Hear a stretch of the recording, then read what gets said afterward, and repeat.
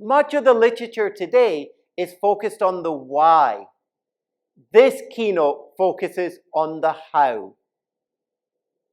Implementation is something I live and breathe, and the keynote has evolved through my passionate work in this field.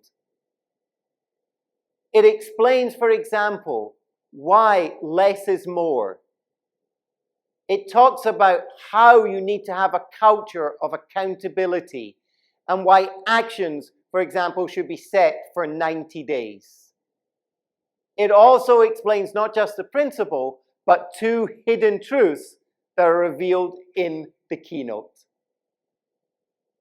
It is an informative, engaging, and exciting presentation designed to help and support any organization on their implementation journey.